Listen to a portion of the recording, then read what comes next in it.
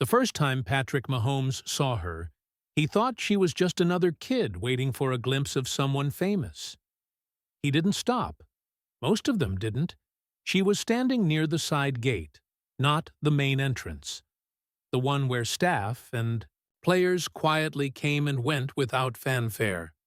She wasn't yelling. She wasn't smiling. She wasn't even waving. Just standing. Alone. Her sneakers were worn, her jacket too thin for the wind, and she held a sign made of cardboard that had once been bright pink. Now it was faded, its corners soft and peeling from the rain. He couldn't read what it said. By the time his car passed the curb, she was already behind him. Forgotten, almost, but she was there the next day, and the next, always in the same place, just beyond the yellow curb, standing beside the same light pole. She never tried to cross the barrier, never caused a scene. After a week, Patrick found himself looking for her. She had brown hair that tangled around her face and large eyes that never left the entrance. Sometimes she had a juice box in her pocket. Other times, nothing. But always the same sign in her hand. Always the same silence. He asked one of the interns about her. The kid shrugged. "She's been coming since before I started here. Nobody knows her name." Patrick should have let it go. He wasn't the only one. With things on his mind, games, media, rehab, calls, all of it. But every time he left the stadium, he looked, and every time, she was there. Still. Then came the day it rained. Not the soft kind. The harsh, sideways kind that soaks your socks and makes grown men curse under their breath. Patrick rushed to his truck, cursing his decision not to bring a jacket. As he pulled up to the side gate, his hand already on the wiper switch, he saw her again. Still there. No umbrella, no hood, just her, hugging the sign against her chest, hair dripping, her shoes sinking slightly into the soft edge of the curb. Patrick slowed down. The gate buzzed behind him, letting him out. But he didn't drive off. His truck idled. He rolled. Down the window halfway, leaned slightly toward the rain, and called out, "Hey!" She didn't move. He tried again. "You okay?" She finally looked at him. Up close, her face was thinner than he'd expected. Her cheeks were red from the cold. But her eyes, they were steady. Not scared. Not desperate. Just waiting. He opened the door and stepped out, pulling his hoodie over his head as the rain hammered his shoulders. "You've been here every day," he said, walking closer. "What's your name?" She hugged the sign tighter. For a moment, he thought she might cry or run, but she didn't. "Sophie." He nodded, kneeling slightly to meet her eyes. "Hi, Sophie." She didn't say anything else. He glanced at the sign now that he was close enough. The letters were faded, but still legible. Crayola marker by the look of it. "Hi, Dad. I'm still here." Patrick didn't move. His chest tightened. The rain no longer mattered. Sophie looked down, suddenly, nervous. "I didn't know who else to ask." He blinked. "Your dad works here." She shook her head. "Used to, before he left." Patrick swallowed. "Left?" Sophie's voice didn't tremble, but it got smaller. "He was a cleaner. 2 years ago. He stopped coming home. My mom says he got lost in the city." Patrick looked at the security booth. No one was watching. No one had ever asked. He took a slow breath. "And you think he might come back? Here?" She nodded once. "This is the only place I know he loved." He didn't know what to say. Part of him wanted to promise something. anything. But another part knew better. She wasn't here for promises. She was here because she had nothing left to try. He looked down at her wet shoes. "You've been standing here? Every day?" Sophie didn't nod this time. She just looked at him. And in her eyes, there was no drama, no plea for help, no rehearsed speech, only something more difficult to ignore. Quiet, relentless hope. Patrick felt something shift. "I'm going to make some calls," he said gently. "But first, can I get you out of the rain?" She hesitated, then finally nodded. He opened the passenger door and helped her into the truck. She sat quietly, holding the sign across her lap like it was a part of her. As he started the engine again, Patrick glanced sideways at the little girl beside him. He didn't know her full story. He didn't even know if he could help. But something told him this wasn't the end. It was just the first time someone had actually seen her. The inside of the truck was quiet, except for the hum of the heater and the soft drip of rainwater from Sophie's jacket onto the rubber floor mat. She sat perfectly still, hands wrapped around her cardboard sign as if it were something fragile, a photograph, or a memory she couldn't afford to let go of. Patrick didn't speak at first. He kept his eyes on the road, but wasn't really driving anywhere. He pulled out of the stadium lot, turned right, and cruised slowly down a quiet street, his mind spinning through names, dates, faces. A cleaner from 2 years ago?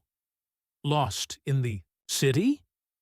It was vague, and yet something about it felt heavier than anything he'd carried after a tough game. He glanced sideways. "You hungry?" Sophie shrugged. "I had cereal this morning." Patrick nodded. "That was a while ago." He pulled into the drive-through lane of a small burger place. Not some big chain, just a local spot with faded signage and staff that didn't blink when a Super Bowl MVP showed up at their window. "You okay with grilled cheese and fries?" he asked. Sophie gave a tiny nod. As they waited, Patrick leaned back, hands resting on the steering wheel. "Where's your mom right now?" "At work," she said. "She works at the hospital." "As a nurse?" "Cleaner. Like he was." Patrick felt the words settle into his stomach. It wasn't just the silence that struck him. It was how matter-of-fact she was. No edge, no resentment, just a child stating facts she had clearly repeated in her own mind dozens of times. The bag of food arrived. He handed it to her, along with a bottle of apple juice.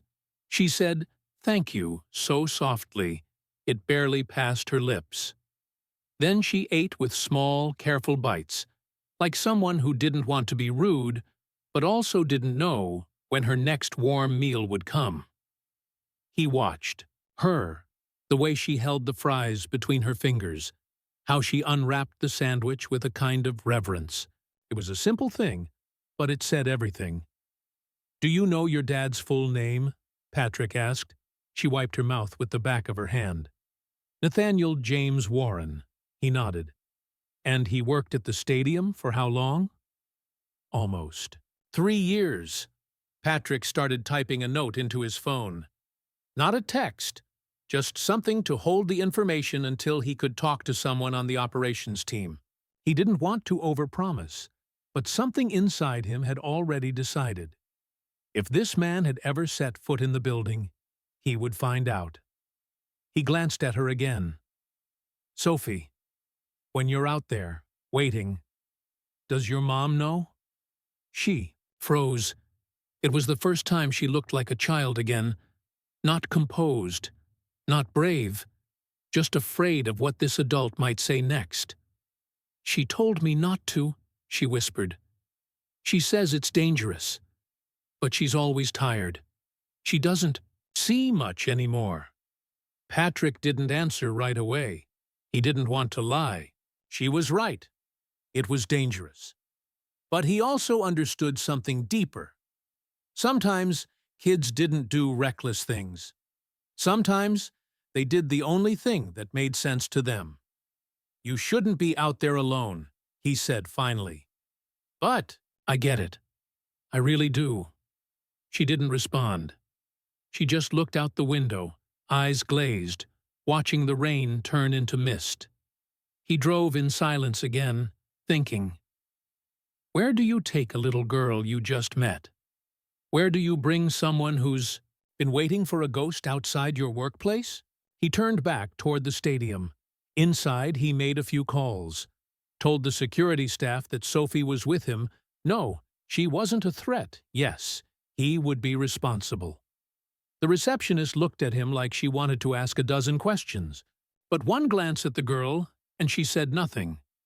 They sat in the empty team lounge, where the vending machines buzzed and the walls were lined with championship photos. Sophie ate a cookie someone had left in a tray, while Patrick spoke to operations staff. He asked about Nathaniel Warren. It didn't take long. One of the older grounds crew members came down with a manila folder and a faded ID badge clipped to the front. "I remember him," the man said. "Quiet guy. Always early. Kept to himself." Patrick turned to Sophie. "That sound like your dad?" She nodded slowly. "Any idea where he went after he left here?" Patrick asked. The man scratched his head. "Rumor was he had a breakdown. Wife got sick. He couldn't cover the bills. Stopped showing up one day. No one ever saw him again." Sophie kept her eyes on the badge. She reached for it slowly, like it might disappear if she moved too fast. Patrick put a hand on her shoulder. She didn't flinch. After the man left, Patrick knelt beside her chair. "Listen," he said softly. "I don't know where he is, but I'm going to help you try." She looked up at him, wide-eyed. "You believe me?" He smiled. "I do, and I don't think you should wait outside anymore. You come to me. Direct. Deal?" Sophie hesitated, then extended her pinky. Patrick locked his with hers. A simple promise, born in a room full of trophies, none of which mattered in that moment, because what Patrick saw in her wasn't just a girl with a missing father. He saw the part of himself that remembered what it meant to feel invisible, and the choice to make someone feel seen. And that changes everything. Patrick kept his promise. The next morning, before training, he made a few more calls. Not the kind his manager or publicist liked. No endorsements, no interviews. Just quiet calls. He spoke to a contact in social services, a friend who volunteered with missing persons, a retired detective who once worked for the city. He didn't give too many details, just enough to open a door. He had never searched for someone before. He didn't even know what he was looking for exactly. A man who disappeared 2 years ago without a trace? No crime scene. No obituary. Just absence. That kind of silence usually meant the world had already forgotten. But Sophie hadn't by the time she showed up that afternoon, escorted by a discreet team staff member. Patrick had arranged to meet her outside the gate. He already had a list of leads in his notebook. Places Nathaniel Warren might have lived. A few shelters where his name had shown up years ago. A soup kitchen downtown that remembered his face. Sophie sat across from Patrick in a small office, behind the lounge. Her feet didn't touch the ground. She clutched a hot chocolate in both hands. He slid the notebook across the table. "We're going to check these," he said gently. "One by one." She nodded. "Are you sure it's okay? That I'm here?" He smiled. "I'm sure. But there's something we need to do first." He picked up his phone and dialed. Her mother answered after 4 rings. The voice on the other end was tired, defensive, ready for a stranger to say something. She couldn't afford to hear. "Mrs. Warren," Patrick said calmly, "this is Patrick Mahomes." A pause, then silence. "I'm with Sophie," he continued. "She's safe. She came here again today, and I thought it was time we talked." Another pause. "She didn't mean any harm," he added. "She's just holding on to something." The voice softened, but not much. "I told her not to go. She doesn't listen anymore." "She listens," Patrick said. "More than most kids I've met. But she's hurting. I think you are, too." There was no reply, just the faint sound of breathing. Then, "I work double shifts. I don't have time to wait at stadium gates." Patrick understood. Of course he did. The city devoured time. Rent devoured dignity. No one had hours to spare. "I'm not here to judge," he said. "But if you're okay with it, I want to help look for him." There was a long silence. Then, finally, "Don't make her believe in something that's already gone." Patrick looked at Sophie. Her eyes were locked on his face, trying to read his expression. "I won't," he said. "But she already believes. I'm just catching up." When the call ended, Sophie didn't ask what her mom had said. She simply asked, "Where do we go first?" He took a deep breath. Downtown. They drove in silence, the city unfolding around them. Tall, tired buildings, narrow alleys, shadows where names used to live. Patrick had never seen this side from inside a car with someone who belonged to it. They reached the first shelter. The receptionist remembered a man named Nathaniel, but it had been a long time. No forwarding address. At the second stop, a food distribution center on 4th and Maple, they got closer. An older man in a knit cap squinted at the photo Patrick had printed from the stadium's records. "Yeah," he said. "He used to sleep behind the bus depot. Real quiet guy. Never asked for anything." "Do you know where he is now?" Patrick asked. The man shrugged. "Haven't seen him in a while. Some say he moved across the river. Others say he just faded." Sophie didn't speak the whole ride back. At the facility, she sat with her back to the window, holding the old stadium badge in her lap. Patrick knelt beside her again. "Hey, that was progress. That's the first real lead we've had." Fine, she nodded, but he could see the weight pressing on her. Not disappointment. Not yet. But the slow burn of realization that finding someone isn't the same as saving them. "Do you want to stop?" he asked. She looked at him fiercely. "No." He smiled. "Okay. Then we keep going." He took her home that evening. Her mother waited outside, arms crossed, eyes full of exhaustion. She didn't speak to Patrick at first, just hugged Sophie, tightly, like she hadn't breathed all day. Then, as Sophie stepped inside, her mother turned. "You're serious about this?" "I am," he said. "I won't do anything without your okay." "But she needs answers." "So do I," she whispered. "But I gave up looking," Patrick nodded. "Then let me carry that for a while." She didn't say thank you. She didn't need to. Back in his truck, Patrick sat in silence. He stared at the dashboard, hands resting on the wheel. He'd faced pressure before. Championship games, comeback drives. But this was something else entirely. This wasn't about winning. This was about not giving up on someone the world had already erased, and he wasn't going to let Sophie do that alone. 3 days passed. 3 long days where every lead turned into a dead end. Patrick followed names that led to shelters that had closed, soup kitchens that had moved, old contacts who remembered fragments, but nothing solid. Sophie came in after. School each day. her small body growing quieter as the trail grew colder. She never complained, but Patrick could feel it, the weight of disappointment sinking into her chest, like a stone tied to hope. He didn't blame her. How could he? The world didn't leave breadcrumbs for men like Nathaniel Warren. When you fell, people looked away. When you disappeared, they assumed you chose it. But Patrick refused to let her believe that no one cared.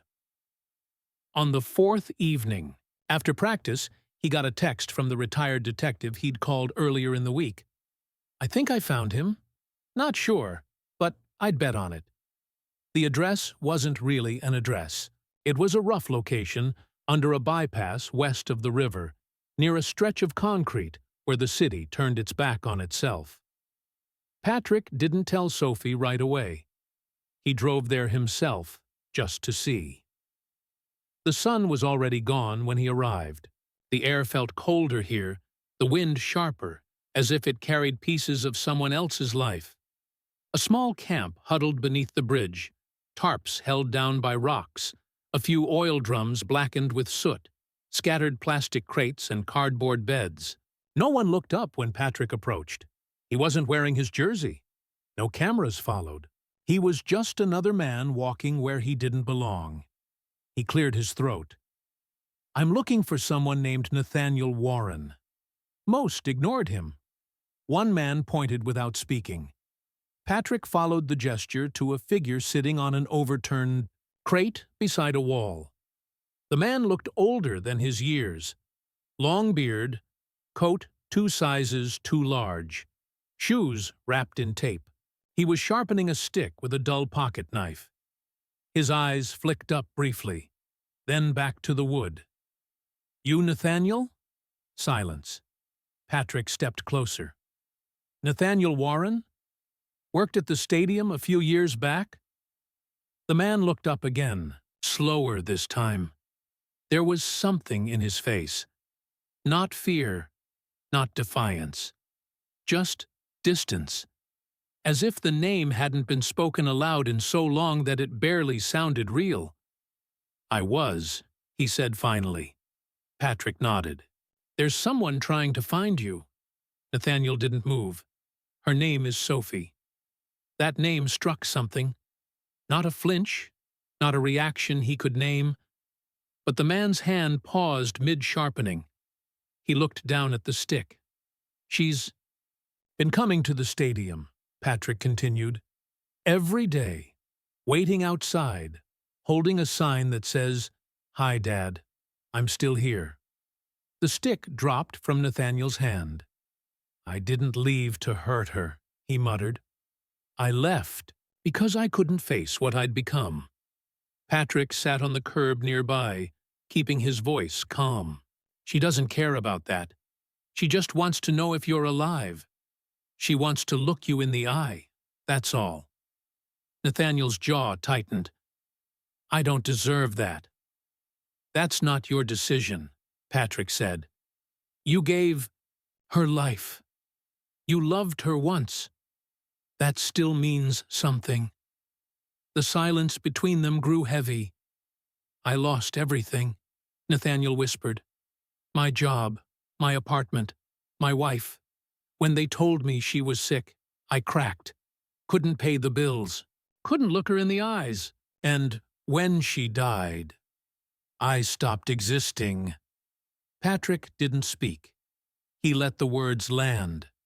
"I thought Sophie would be better off forgetting me," Nathaniel continued. "I thought disappearing would save her from growing up watching me rot." Patrick shook his head. "She didn't forget. She waited. She hoped. Do you understand how rare that is?" Nathaniel stared at the ground. "You don't have to be perfect," Patrick said. "You just have to show up. Once. Let her see you. Let her ask the questions she's been carrying around for 2 years." The man took a deep breath, and for the first time, his eyes met Patrick's with clarity. "Is she okay?" "She's tough," Patrick said. "But she's hurting. And I don't think she'll stop until she sees you for herself. Nathaniel looked around him, at the tarp above, the soot-stained walls, the cold soup can beside his foot. I don't have anything left, he said quietly. What am I supposed to give her? Your presents, Patrick said. Just that. Another long pause, then a slow nod. I'll come, Nathaniel said. The next afternoon, Patrick waited with Sophie in the same quiet office behind the WBE team lounge. She sat in the same chair, legs swinging softly, the old stadium badge in her lap. I found someone, he said. Her eyes shot up. I don't want you to get your hopes too high, he added. He's been through a lot, and it might not be how you imagined, but I think he wants to see you. Sophie didn't blink. Can I? Patrick nodded. The door opened. Nathaniel stepped in, slow and unsure, his coat cleaner now, beard trimmed, still carrying the weight of years in hiding. His eyes searched the room and landed on her. For a second, no one moved. Then Sophie stood up. She didn't run. She didn't cry. She walked toward him like someone crossing a tightrope, step by cautious step, holding her breath. When she stopped in front of him, she didn't speak. She reached into her coat pocket and pulled out the sign. Hi, Dad. I'm still here. Nathaniel's hands trembled as he reached for it. He looked down at the faded cardboard, and something in him broke. Not loudly, not in tears, but in the quiet collapse of a wall he'd spent 2 years building. I'm sorry, he whispered. I should have come back. I should have. She didn't let him finish. She wrapped her arms around his waist, resting her head against his chest. For the first time in years, he let himself be held. Patrick stepped out of the room and closed the door behind him. He leaned against the wall, eyes closed. He'd seen a lot in his life, but nothing quite like that. Some wins don't come with trophies. Some are just about being seen, and choosing, finally, to be seen back. Nathaniel didn't disappear again. The reunion didn't solve everything. It didn't magically repair years of silence or erase the trauma tucked into Sophie's small shoulders. But something had shifted, gently, irreversibly. They met again the next day. Not at the stadium, but at a community center Patrick had arranged access to. It was quiet, neutral, and warm. Nathaniel arrived early, wearing donated jeans and a clean sweatshirt, his posture still cautious, but his eyes clearer. Sophie brought a sketchbook. She didn't say much at first, but she sat beside him, flipping through pages she'd filled over the last year, drawings of her school, of her mom, of a man with a beard who always had his back turned. I didn't know what you looked like anymore, she said. Nathaniel didn't speak. He just looked at the drawing, then at her. That's okay, he whispered. I didn't know how to look at myself either. Patrick watched from the hallway, arms crossed, staying back. This wasn't his moment. He had helped open the door, but it wasn't his to walk through. Later that afternoon, he sat with Nathaniel over 2 paper cups of lukewarm coffee. I want to help, Nathaniel said, voice low. I don't want her to think I'm just visiting for a week and disappearing again. Patrick nodded. Then don't. Nathaniel's hands trembled slightly as he gripped the cup. It's not just about showing up once, is it? No, Patrick said. It's about showing up again. And again. Especially when it's hard. Nathaniel looked out the window. I have nothing to offer her. You showed up, Patrick said. That's the only thing she's been asking for. That night, Patrick made another call. a friend from a local nonprofit that helped unhoused individuals reintegrate into the workforce. He didn't pull strings, he just told the truth. The man who answered listened without interruption. Then he said, "Bring him tomorrow." The following week was full of firsts. Nathaniel filled out forms, got a medical screening, sat through hours of interviews and workshops. Sophie waited outside in the hallway with her coloring books, never complaining. She didn't mind waiting anymore. Because, this time, there was movement on the other side of the door. One afternoon, she asked Patrick, "Is this going to last?" He knelt beside her. "I don't know, but it has a chance. That's more than he had a week ago." She thought about that. "Chance is enough," she said. That same day, Nathaniel shaved completely for the first time in years. He looked in the mirror for a long time, almost unable to recognize the man staring back. When Sophie saw him, she tilted her head. "You look younger," she said. He laughed, not loudly, but real, the kind that filled a space between them. By the end of the second week, Nathaniel had a temporary place to stay, a small studio owned by the nonprofit, just 2 rooms, but safe, clean. The first thing he did after moving in was buy a corkboard. On it, he pinned Sophie's drawings, every single one. Patrick visited on a Sunday afternoon. The door was open, music playing low from a speaker. Sophie was sitting at the table doing homework.